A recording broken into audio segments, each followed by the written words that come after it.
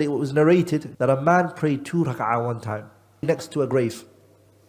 ثم اتكى عليه, then the man, when he prayed the 2 rak'ah, he leaned on the grave. He went to sleep. And he knocked out. He saw in his dream the person who is leaning on his grave, he saw him in his dream. يقول, saying to him, move away from me. فقد آذيتني, you've harmed me. Those 2 rak'ah that you just prayed, Wallahi, if I was to have it, it would have been more beloved to me than the dunya and everything in it. 2 rak'ah. Then he said to him, إِنَّكُمْ تَعْمَلُونَ وَلَا تَعْلَمُونَ. You guys do actions, but you don't realize what it is. You don't know what you have, this opportunity to pray. You don't understand, you don't have the real deep knowledge of what you got.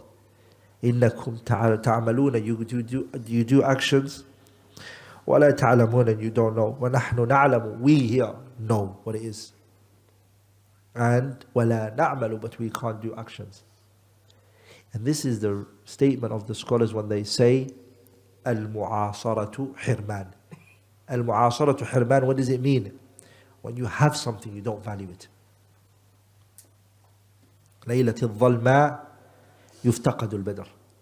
The night when it's pitch dark, that's when the person starts wishing, where's the moon? Where's the moon? Where is the moon? لَيْلَةِ الظَّلْمَاء, the dark pitch night, يُفْتَقَدُ الْبَدْرِ. You start looking for the moon. So when a lot of people have something, they don't value it.